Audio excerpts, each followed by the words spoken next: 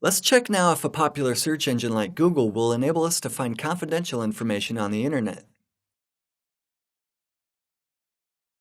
I have a few predefined queries which you've already seen on a slide. We'll start with exploring whether there are any results for company XLS spreadsheets, in other words, Excel spreadsheets, that relate to user accounts.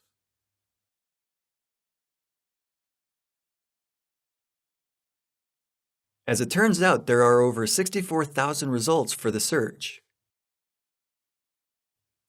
It'd take a lot of time and persistence to browse through all of these spreadsheets. But I'll try to give you a more interesting example and show another type of search. This time we'll search for PDF files on military websites that contain the phrase top secret. It doesn't seem likely that anyone would put these documents on the web, does it? But here you are. There are over 53,000 results. If this piques your interest and you're not planning on visiting any of the countries that put up these files, go ahead and click on the links to find out what types of classified information can easily be found on the web. The crawling methods I've shown you are manual. They can be automated though, for example by using a tool like Gulag Scanner. The application contains a simple set of Google queries that fall into several categories. There are, for example, video files containing juicy info like passwords, logins and the like, or software errors messages that display sensitive information on a system. Another category includes files containing usernames.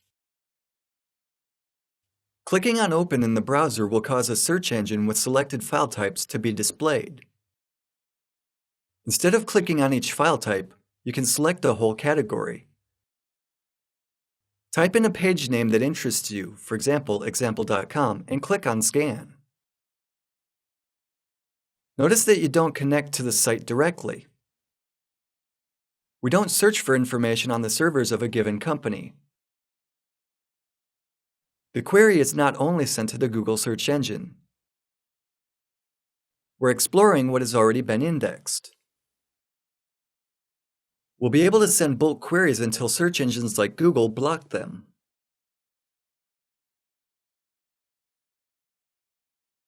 As you can see in the slide, 15 results have been returned.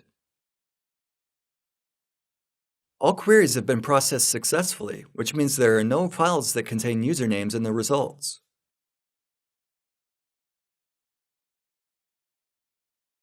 A small application called Foca is a rather curious example of a search engine that crawls the web for publicly available information. It enables users to not only analyze selected websites, but also the metadata that's saved in the website files. We'll create a project by entering a website name, for example, Microsoft.com.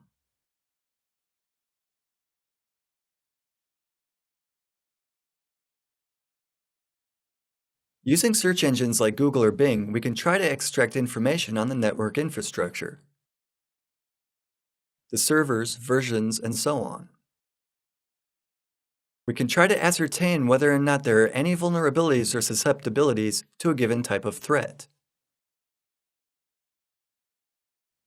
We can also read the metadata, or the various documents.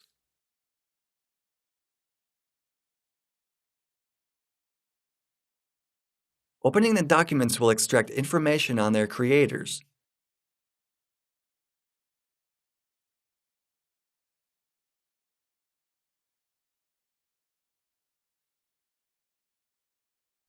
To download an analyzed file, right-click on the document and select Download.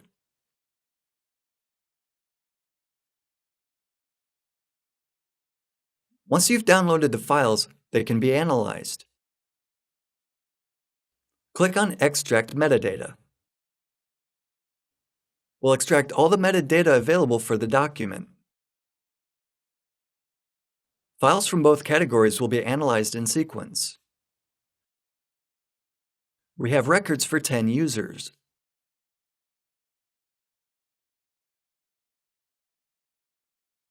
They're the creators of PDF documents or doc files. We can view the information on when and in how many documents they used OpenOffice and Microsoft Office, and also see the versions of the operating systems that were used to create the documents. All this metadata is contained in the files that we edit and save on a daily basis. When you publish your files on the internet, you have to realize that the metadata will also be published and be accessible. Metadata discloses not only the information on a configuration of the system, but it also contains your personal information.